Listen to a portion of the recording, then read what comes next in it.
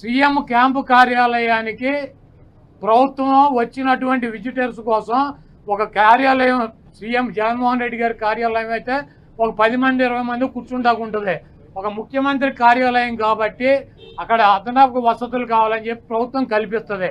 ముష్టి పట్టుకుపోతే పట్టుకుపోండి, లేకపోతే డబ్బు విలువ చెప్తే కడతామని ఫస్ట్ రోజు చెప్పాం. దీని గురించి ఏం రాద్దాం కావాలంటే పట్టుకుపోండి. తొక్కలు ఫర్నిచరు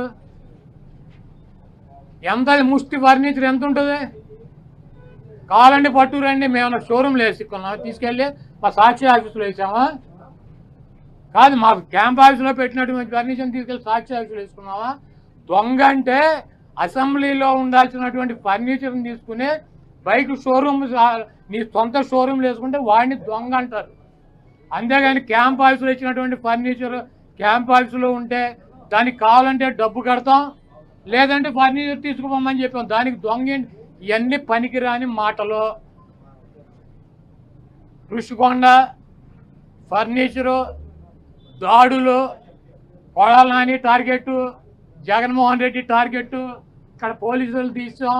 ఇవన్నీ సొల్లు పురాణం. మీ చేతనేం చేసుకోండి, నో ప్రాబ్లం. మీరు సూపర్ 6లో పెట్టినటువంటి వాగ్దానాలనే మీరు ఎప్పుడు అమలు చేస్తున్నారో చెప్పాలి. జగన్మోహన్ రెడ్డి గారు తరఫున మేము అడుగుతున్నాం, వైఎస్ఆర్ కాంగ్రెస్ పార్టీ తరఫున. చంద్రబాబు నాయుడు అమలు చేసే బాధ్యత నాదని చెప్పి పవన్ కళ్యాణ్ గారు కూడా చెప్పాడు. కాబట్టి ఇవన్నీ సొల్లు పురాణాలు వద్దు, మీరు చేతనేం చేసుకోండి, నో ప్రాబ్లం. మీరు ఎవరిని చంపేయాలో చంపేయండి, ఎవరిని కొట్టాలని ఉన్నారు కొట్టండి, ఏం చేయాలని ఉన్నారు చేసుకోండి. మీరు సూపర్ 6లో ఇచ్చినటువంటి వాగ్దానాలనే 1వ తారీఖు నుంచి 4000 పెన్షన్తో పాటు అమలు చేస్తున్నారా లేదా దీనికి స్పష్టంగా సమాధానం చెప్పండి.